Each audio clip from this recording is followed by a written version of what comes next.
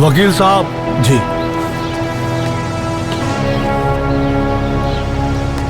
तलाक के नोटिस भेजे के तैयारी करा।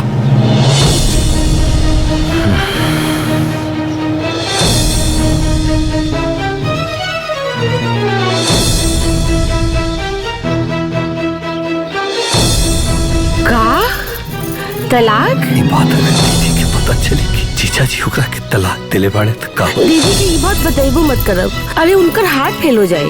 अरे भौजी पूछीनी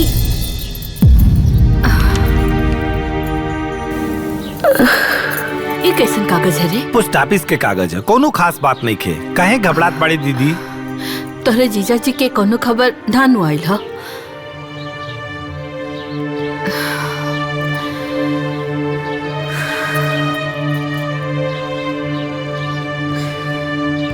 तलाक भेजले बानी ये लोग ना। ठीक बा, हमें पूरी दुनिया के बताई, टीवी पे बताई और इन लोगों की छुट्टी कराए।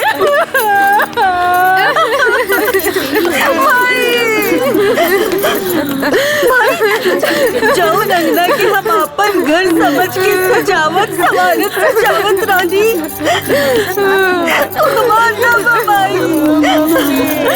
एक बार भी ना सोच ले लोग कि तलाक की बात सुन के हम में का भी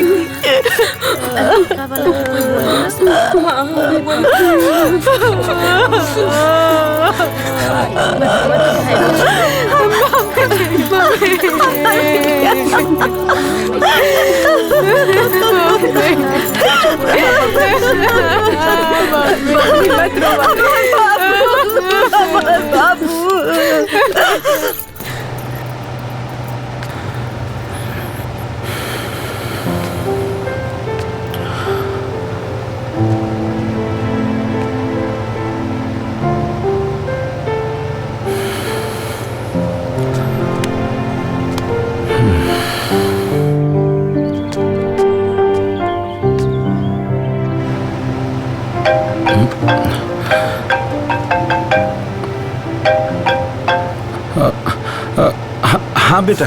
पापा, ए पापा। हाँ बेटा। का दोनों लोग हमने के छोड़ दे? ना ना बेटा। ये तलाक के कागज काहे भेजले मानी पापा? मम्मी बहुत रोवतिया, सब केहू बोल रहल बा कि तलाक के बाद मम्मी पापा अलग हो जाला। का सही में तलाक से आप दोनों जनी अलग हो जाइल जाए? अगर ऐसन बात बा तो हमार पढ़ाई लिखाई, हमार करियर ये कुल के देखी पापा? ना बेटा, ऐसन बात ना है बेटा। ऐसन बात नहीं खे बा तो तलाक के पेपर मम्मी के काहे भेजले बानी? हमरा के राउर बहुत याद आवता पापा। का तोहरा के हमें जनी के बिल्कुल याद ना आवत पापा?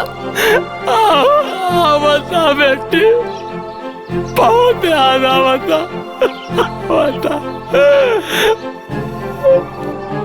तो हम दिल के आइब ना पापा, आइब ना।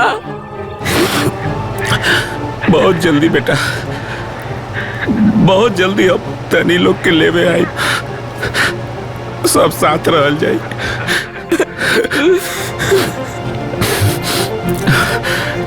हाँ हाँ हाँ।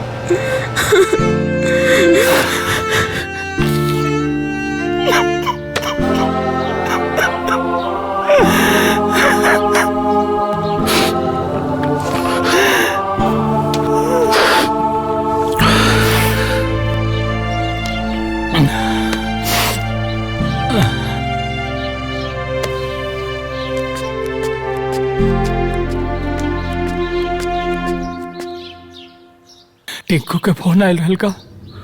तहरा के कैसे मालूम भैया? अन्नू के भी फोन आयल रहल।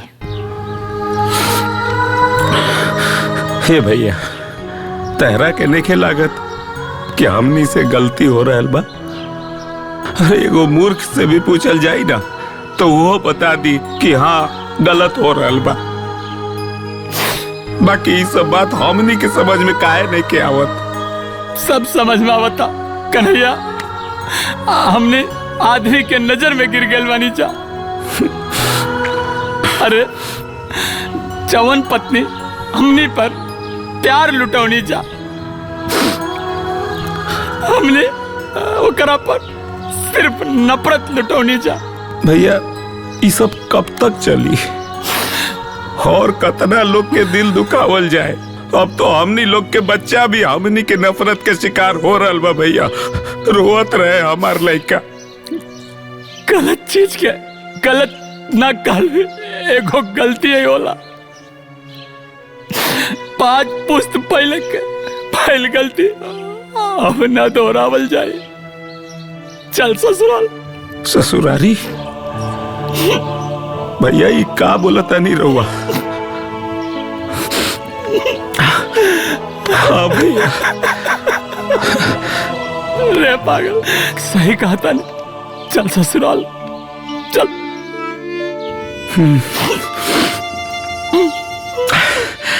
चली ससुरारी।